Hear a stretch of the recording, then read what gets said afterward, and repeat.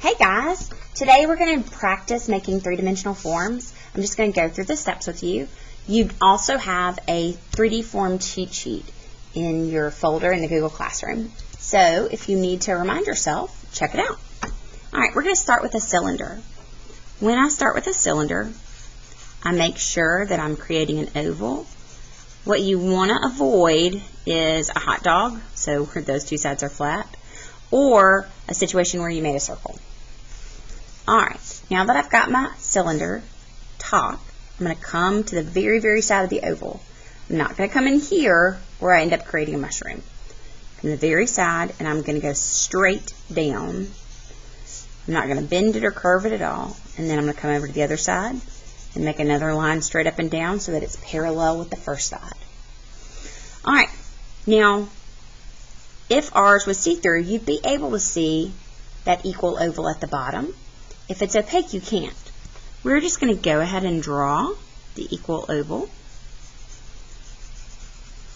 So this curve and this curve should match. They should be parallel. And this curve should match. They should be parallel. If you end up taking it to do for, let's say, some sort of project where you're going to go in and just show it as an opaque, you could come and trace, and when you trace, you would ignore that back line because obviously you couldn't see through it. Alright, so there's your cylinder. Next up we're going to do a semicircular dome. So to start that, we also need an oval. And it's important that you make sure that this does not lose its rounding in the front, that it doesn't become flat. If it does, you risk getting into a situation where it just looks like you made a regular semicircle. Alright, now I'm going to find the middle of that semicircle for myself. So it's about right here. I'm not going to put a giant dot, just wanted to help me see. And then I'm going to go and use the long diameter to see how tall I need to make my apex. So it's about the same size. That way I know where I need to hit when I'm doing the top of the dome. Now I'm going to curve from the apex, and I'm going to go gently down until I touch the exact side. Then I'm going to come over here, gently down until I touch the exact side. Now if you're doing desserts like we're doing later, or if you're just doing one of those opaque things that you pop, then you would leave out the middle part. Obviously if it was Jello, you could probably see it. Alright, even though that one's really simple, sometimes it can be tricky to get it to look the way you want it to. The key is just practice, trying again and again. Alright, we're going to do a triangular prism that's shaped like a piece of cake so that you can get that. Alright, first thing I'm going to do is I'm going to create a diagonal. I'm going to go left to right. You could go the opposite way as long as it's a diagonal. So left to right. And now I'm going to create a parallel line a little bit below it. Left to right. I'm not worried about whether or not they're totally even because I'm about to solve that problem. Now I'm going to create a line straight up and down to connect the top and the bottom. It's very important that I don't tilt with it, but that I go straight up and down. So straight up and down. Then I'm going to come over here and I'm going to do another line straight up and down to match those sides.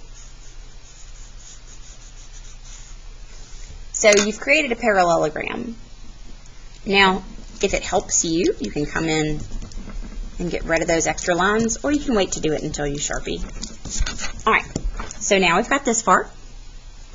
The next key for us is to create the short back of the triangle. So we're going to go up, just like we were making an open alligator mouth. Alright, now that we've got that, we're going to come and we're going to connect this to the tip of the triangle.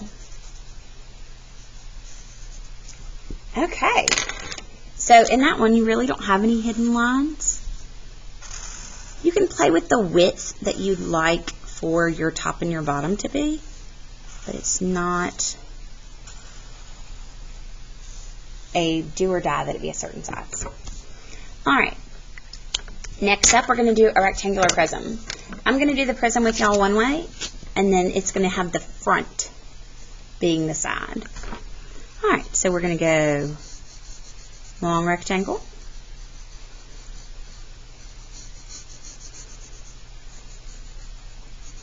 I'm going to find the middle of that rectangle, and then I'm going to find the middle of the middle, so the middle of the right half. Okay, now from this point right here, from that quarter point, I'm going to start another rectangle. This is going to be my top right corner. Now I want to try to draw the rectangle exactly the same size as I drew my first one, because if it were a rectangular prism, those sides would be equal in their width and their height. Okay, so now I've got my two rectangles, the back and the front side. I need to connect my corners to make the edges. So top right to top right, top left to top left, bottom left to bottom left, bottom right to bottom right. And there you go. If you are looking to Sharpie, it helps if you'll Sharpie whatever your first most important side is. So like whatever side is facing totally front. Then you know, okay, that's going to stay solid. Then I will come and do my back edge, and then my edges on the sides. This would all be hidden if it was opaque, so you can leave that out. We're going to do a cube two ways. Some of you know how to do it one way, some of you know how to do it the other. One we're going to have facing front, the other we're going to have facing at an angle. So to do one that is facing front, I'm just going to come and create my square. Remember, a square has equal length sides and 90-degree angles. I'm going to find the center of that square. Now I'm going to use that to be the top left corner. And I'm going to make a square of the same size to create my front. One thing you can kind of look at to help you eyeball is that there would be a square equal to that window pane everywhere. Alright, I've got my two sides, my front and my back. Time to connect the edges. So top left to top left, top right to top right, bottom left to bottom left, bottom right to bottom right. Now if this one, of course, was opaque, we would see only the parts that were in the front. So we wouldn't see that back corner since it's hidden, or the bottom edge of the back. Here we go. Alright, last but not least, the way I actually learned to draw a cube when I was little, I learned the way to make it face the edge front. So we're going to come and make a V.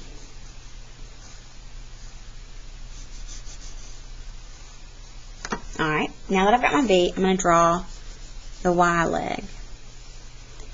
Now, we need to get them about the same length, so you can just kind of measure with your fingers. Need to be a little bit shorter. Alright, now I'm going to make a parallel V to this one at the bottom of the Y. So I'm trying to keep these two lines parallel to each other, and I'm going to try to keep these two lines parallel to each other. Alright, now that I've got that part, I'm going to go and I'm going to connect the top and the bottom with totally straight lines. These edges should be parallel to that first vertical line you drew. So, down. And you'll notice I didn't try to make it come and touch the edge of my line because I just drew that line its own length. I didn't have it going to a specific length. It's more important for me to have that be straight up and down and to have it be equal. Alright, so here I go. Straight up and down, parallel to the middle and to the other side. Now, when you're doing this, you want to try to get it close to the same distance. If it looks a little short, go in and move it back. Alright, now to make the top V, to create the top of your cube, we're going to pay attention to what lines it's parallel to. So this back edge right here is parallel to this line. So we're going to come up, and I'm going to make it a little bit longer. Then this line is parallel to this side. So I'm carefully paying attention that they're parallel, like railroad tracks. And ta-da! You have your cube. And this one doesn't have any that you have to worry about not sharpening because it does not show the transparency of your lines. Alright, now really quickly, I know some of you are going to be using this step by step to help you know where to go when you're creating your desserts and you're decorating. One of the things you've got to keep in mind is once you're 3D, you have to either keep going with that curve or that angle for a decoration to look like it is correct.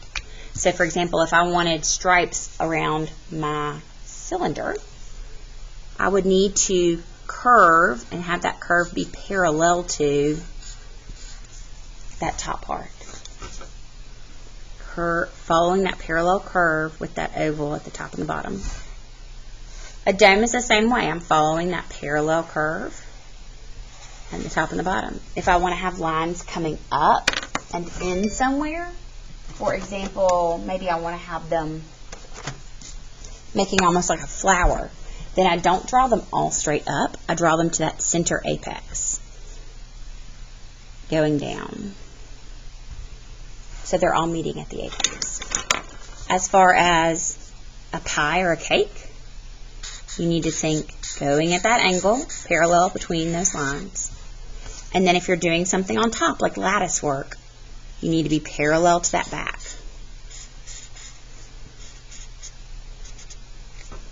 Okay. As far as a cube, you stay flat and parallel to the front or the side where you are. So when that one is going straight across, I go straight across. When it goes at a diagonal, I go at a diagonal. Same thing up here. If this is going at a diagonal, then a flat line would be too. It's like a Christmas present. Same rules for the cube. If it needs to go straight down, then you need to follow the angle of the lines. If it's going around the box, then I need to follow that angle as it bends around the box. And last but not least, what if I have my cube with the edge facing front? Then I'm going to follow that V just like I have here and here. It's parallel once again. Parallel, parallel. Now, let's say I wanted to do it kind of like I did up here where I have a center spot and then I've got ribbons coming down or something that's crossing my box. I'm going to worry about the parallels up top first. So parallel to those sides, parallel to those sides. And then when I start coming down, again, I have to remember parallel to the side. So it's going to bend right there. Parallel to the side, parallel to the side. And when you think about it, if you're doing ribbon or string around a box, it bends around the box. So your line has to bend around the box you've drawn. All right. Good luck, guys. I hope y'all have fun. Get yourself some practice in on your shapes, and I'll see you next time.